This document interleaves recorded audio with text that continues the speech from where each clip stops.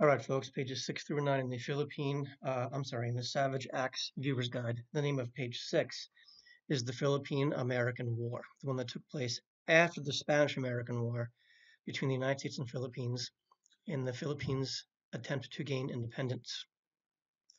So one of the decisive battles of the Spanish-Cuban-American War took place in the Philippines and set the stage for the Philippine-American War. So this paragraph is still talking about the first Spanish-American War. U.S. Navy Commodore George Dewey defeated the Spanish Navy in Manila Bay in May 1898, crippling Spain. Soon, however, the U.S. was locked in battle with Filipinos seeking national independence. So the Filipino fight for independence had begun before the U.S. arrived. In 1896-97, a group of Filipinos led by Emilio Aguinaldo, don't forget his name, fought a war for independence, which ended in a truce. Filipino rebels retreated to Hong Kong, and in 1897, Dewey met with Aguinaldo there. He was kind of the de facto leader of the Filipino independence movement. Dewey knew that if war with Spain came, the U.S. Navy might need Filipinos as land-based allies. A U.S. warship took Aguinaldo back to the Philippines in early 1898. Armed struggle resumed, and soon the Filipinos controlled most Spanish centers. By May, the Filipino army had surrounded Manila, but the U.S. requested that they stay out of the capital. In June 1898, after the war with Spain, Aguinaldo proclaimed the Republic of the Philippines, declared independence, and he asked for U.S. support. But both the U.S. and Spain ignored this proclamation. By August, Spanish forces in Manila had surrendered to the U.S. In December 1898, the U.S. and Spain signed a treaty, and Spain sold Guam, Puerto Rico, and the Philippines to the U.S. As the U.S. announced its annexation, a skirmish erupted between U.S. and Filipino troops. The Philippine Republic declared war to defend its independence. And I went over this earlier, but remember, after the war and our negotiation with Spain, of which Cuba and nor Puerto Rico, nor Guam, nor the Philippines were at the negotiations, we got all four of those nations: Guam, Puerto Rico, the Philippines, all right, and Cuba. All right, remember, the only one we officially colonize is going to be the Philippines. Guam becomes a protectorate. Puerto Rico becomes a commonwealth. There's kind of like U.S. territories. And Cuba gets its independence with heavy strings attached. The Platt Amendment, remember, was the strings attached, that we get to control their economy um, and foreign policy, and we get to intervene militarily anytime we want. So the Philippine-American War was brutal and prolonged. The Filipino army, though small and poorly armed, was supported by many islanders. As a result, some U.S. soldiers attacked Filipino troops and civilians alike.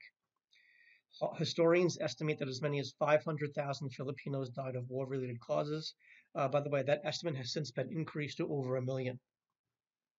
Though the U.S. declared the war over after 3 years, the 63,000 U.S. soldiers did not succeed in quelling Filipino resistance. Armed struggle against the U.S. occupation continued for another decade. At home, Americans debated the war. And listen to these arguments.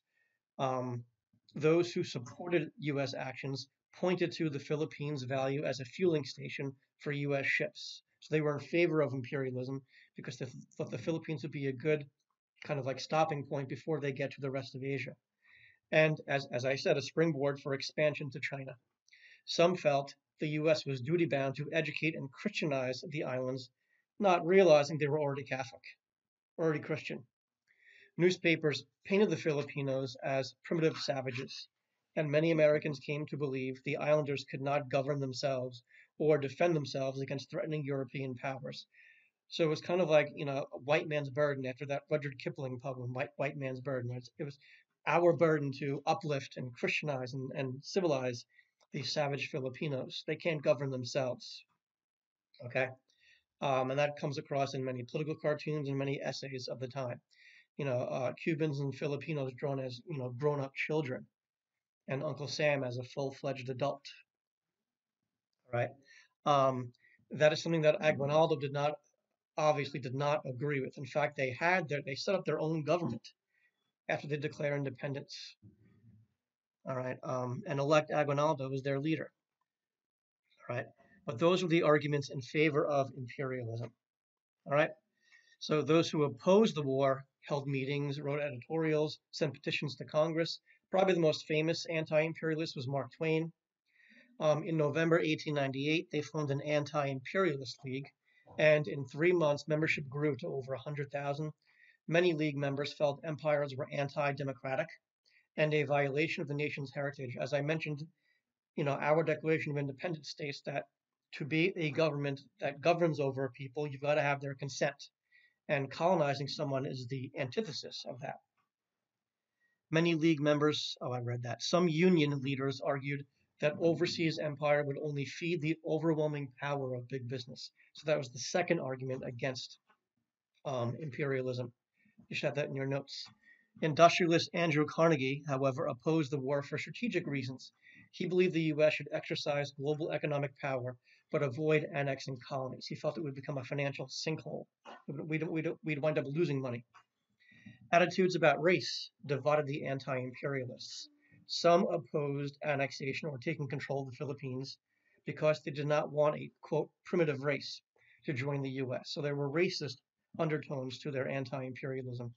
Others, including many African Americans, suggested that U.S. talk of, quote, uplifting the Filipinos was hypocritical because at home, they argued, the U.S. government was not trying to protect them. And you can see that in the cartoon on the bottom, right? You see McKinley staring at the Philippines, pondering, should I colonize? And you see Lady Columbia holding a justice sword and the levers of justice over here, the scales of justice. And you see a lynching happening in the background, symbolizing what I just talked about.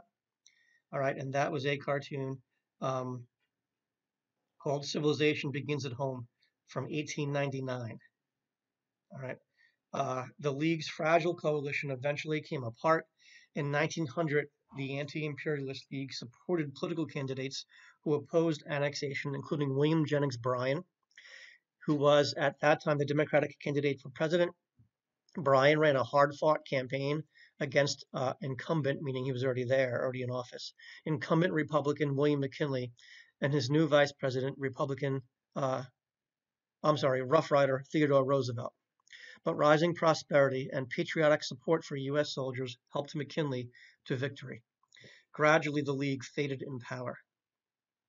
All right, so let's get to page 8, the culture of empire. This is about the World's Fairs. All right, the Philippine-American War took place at a pivotal moment in U.S. history.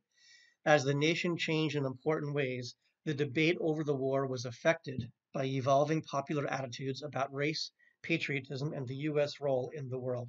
Remember, at this point, by the turn of the century, the North and South had squarely reconciled by this point, and they were both holding very similar racial beliefs. All right. A look at the World's Fairs of 1893, which was in Chicago, 1901, which I believe was Buffalo, and 1904, which was St. Louis. You should jot those down if you missed that. You could rewind and watch the last 10 seconds. They can help us explore the nation's changing sense of itself in the new century.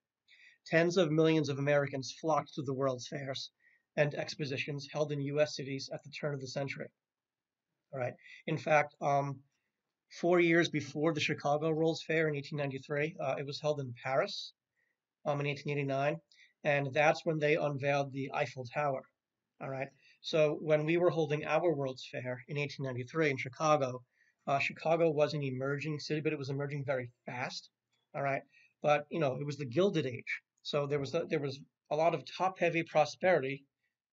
These very wealthy industrial magnates, but there was also a lot of poverty at the same time, especially in Chicago, with what you call it, the meatpacking towns. Okay, right outside the stockyards, right? So you had a lot of working class folks who worked in the stockyards. Okay, who lived in packing towns is the word I couldn't think of. All right, they lived in Packingtown right outside the stockyards, and it was one of the most notorious tenement dwellings in the world at that time. Probably the only thing close to it before that would have been the 5 Points.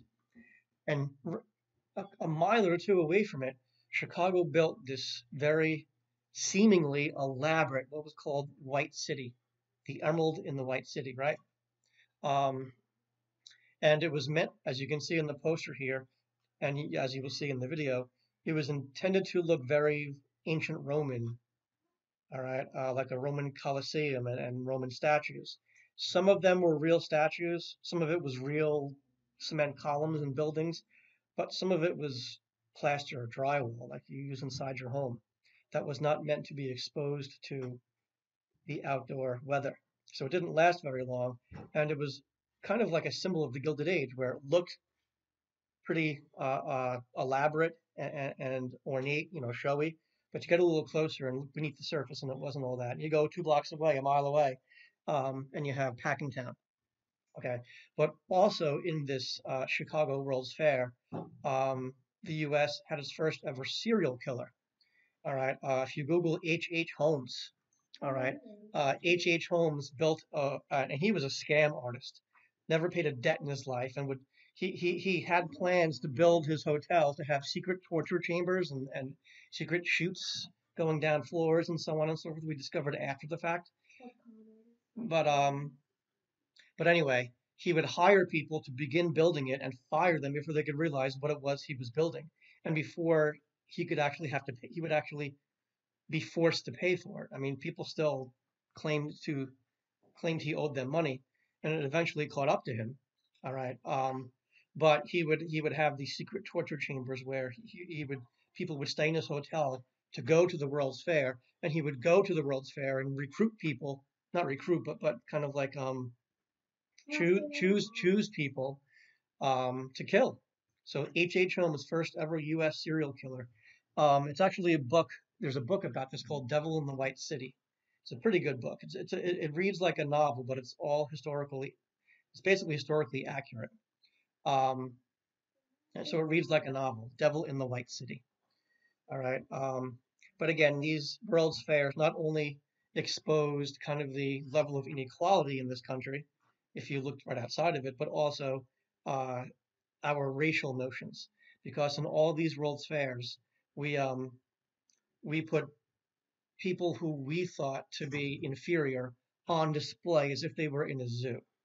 In this kind of carnival-like section of the World's Fairs called the Midway. All right, you guys would think of it like if you go to a boardwalk and there are rides and arcades and you go to Coney Island and there's like a quote freak show, kind of like those things. Okay, we put Native Americans from Alaska, who we call Eskimos, on display, built like a whole huge snow-ridden village.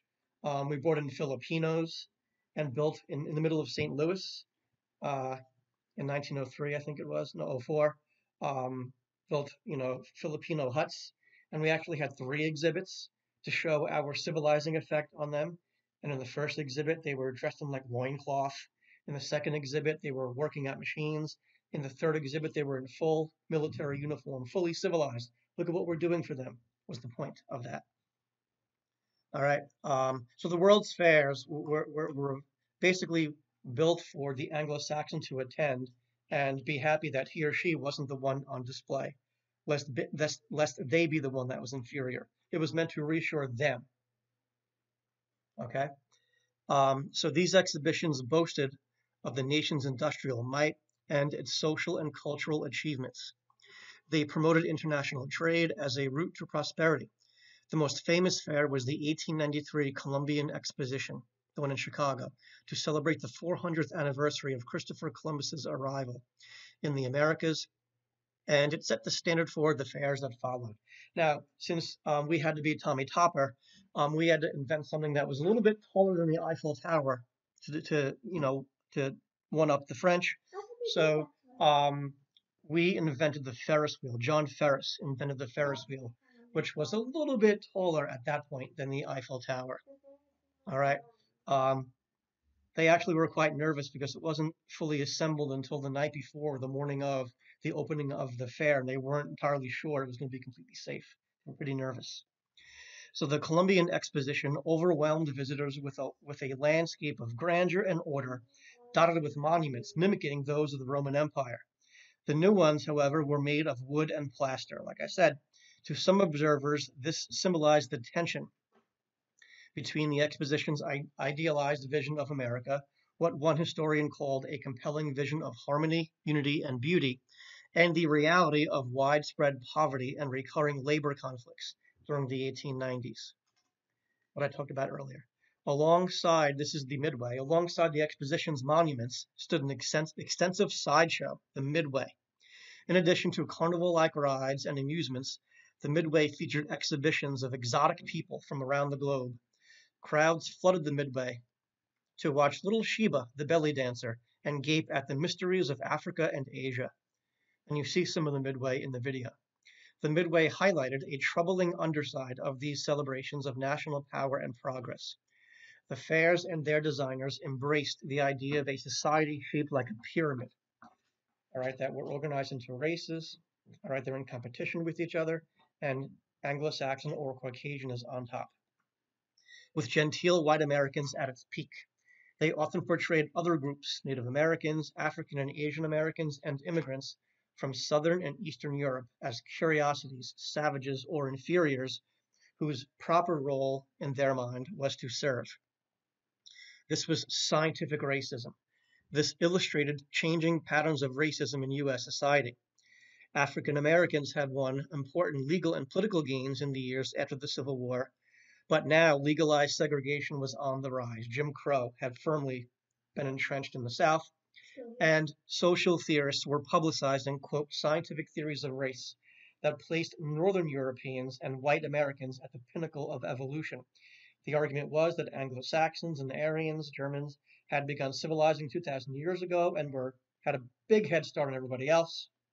All right, that they came out of the Caucasus Mountains in the modern-day country of Georgia, hence the word Caucasian.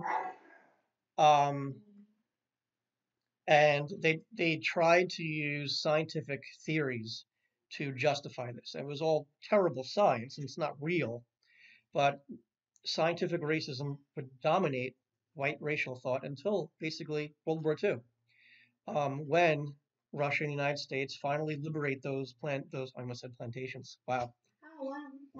When they liberate those concentration camps, it became kind of like an uh-oh moment. The U.S. said, wait a second, if we continue along our kind of racial thoughts, with our racial thoughts, we don't want to wind up like this. We don't want to do this.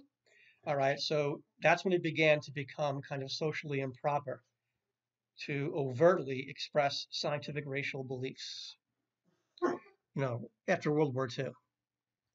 All right, so I've got to go up to page 9. This is the last page. So not all Americans accepted this vision. African-American journalist Ida B. Wells, former abolitionist Frederick Douglass, who, yes, was still alive, protested publicly against the racism and discrimination found at the fairs. Douglass argued that the Columbian Exposition should highlight the progress African Americans had achieved in the face of racist violence. When the fair organizers refused, Douglass called it an insult to the nation's boasted values of liberty and civilization. And you hear that in the video. Other aspects of American culture demonstrated similar trends and tensions. Positive images of military power and national strength became increasingly common in political cartoons, in art, public monuments, in movies like Birth of a Nation, film and popular music. Concerned by rising immigration from Southern and Eastern Europe, that second wave of immigration from Southern and Eastern Europe, many elite and middle-class Americans, Anglo-Saxons, wanted to focus public attention on what it was to be an American. They began to argue that these new immigrants were too different. They could not be Americanized. Patriotism and nationalism and a growing sense of the distinction between us, Anglo-Saxons, and them reinforced the nation's drive toward empire. So in other words, the attitudes that were expressed in the World's Fairs were the same attitudes that justified in the minds of someone like McKinley colonizing the Philippines and taking control over Cuba. So if you look at this picture here on the left of page 9, you'll see this is not in the Philippines, this is in St. Louis. You can see deciduous trees behind the huts, which they don't exist in Cuba. All right, so this is the Filipino woman on exhibit at the 1904 St. Louis World's Fair. All right, there to be like she's a zoo animal. So Filipinos themselves became objects of curiosity at the 1904 St. Louis Exposition. Since the Philippine-American War had generated broad interest, the fair organizers brought 1,200 Filipinos to live at the exposition. Some were exhibited as members of barbaric tribes, quote, barbaric, others as potential workers. With painful clarity, this exhibition illuminated the link between racism, dehumanization, and overseas economic expansion. If you have me for US 2, you'll hear Dr. King making that link in his speech Beyond Vietnam next year.